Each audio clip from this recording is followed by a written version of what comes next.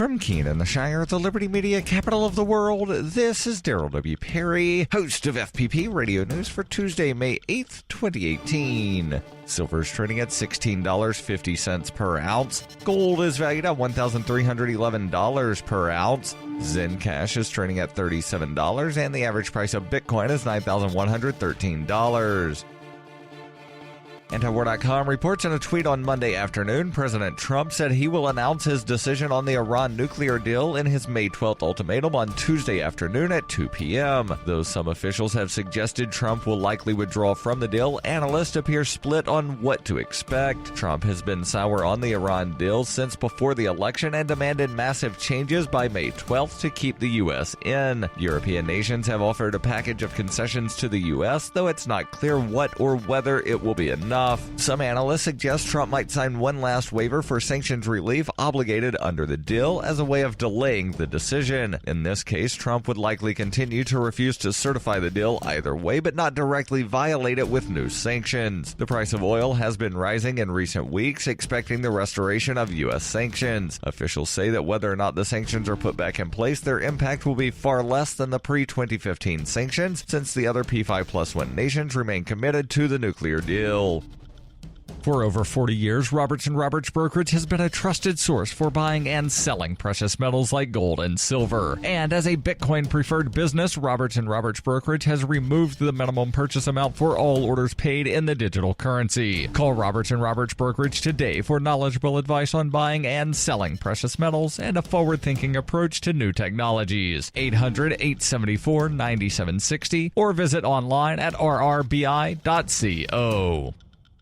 UPI reports the U.S. Department of Treasury placed sanctions on 3 Venezuelans and 20 entities related to drug trafficking on Monday. Vice President Mike Pence announced the sanctions during a speech at the Organization of American States in Washington, D.C., describing the subjects as narcotic kingpins with direct ties to Venezuelan President Nicolas Maduro's regime. Pence says, "We have frozen their assets, blocked their access to our nation so they can no longer poison our people with their deadly drugs." The Treasury Department's Office of Foreign Asset Control said it identified Venezuela national Pedro Luis Martinez Oliveras as a significant foreign narcotics trafficker pursuant to the Foreign Narcotics Kingpin Designation Act. He's alleged to have exploited his position as a former chief of financial intelligence for Venezuela's National Directorate of Intelligence and Prevention Services and accepted bribes for drug traffickers in Venezuela and Colombia to traffic narcotics through Venezuela's airspace, according to the report. Treasury Secretary Steve Mnuchin said this action is in response to Martin's extensive drug trafficking and money laundering activities. Systemic corruption and a collapse in the rule of law are defining features of Venezuela's government. We will deny corrupt Venezuelan regime officials access to the U.S. financial system as we work with international partners to support the Venezuelan people in a restoration of democracy and a return to prosperity. Walter Alexander del Nogal Marquez and Mario Antonio Rodriguez Espinoza are also designated for assisting Martin Oliveras in his international narcotics trafficking activities. The Department of Treasury further designated 20 companies, 16 of which were based in Venezuela and 4 in Panama, that were owned or controlled by the 3 men and allegedly used to launder illicit proceeds from narcotics trafficking and extortion. In January, the Treasury issued sanctions against 4 Venezuelan government officials accused of having association with corruption and repression.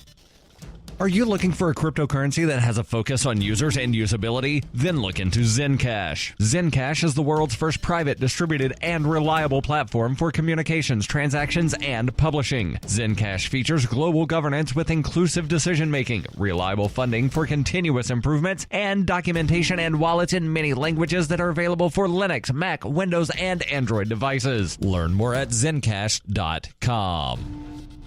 Reuters reports the FAA is investigating a collision between a Southwest Airlines aircraft and a truck at Baltimore Washington International Airport. The airline said Southwest Flight 6263 was pulling into the gate at BWI Sunday evening after flying from Fort Lauderdale, Florida, when a ground vehicle came into contact with the aircraft. Passengers got off the plane using stairs that were pulled up to the aircraft. There were no injuries reported to the 172 passengers aboard the plane. Michelle Agnew, spokeswoman for Southwest Airlines, said, "As with any event, we will conduct an internal investigation to learn what happened. It would be irresponsible to provide details until we've had time to thoroughly review the facts."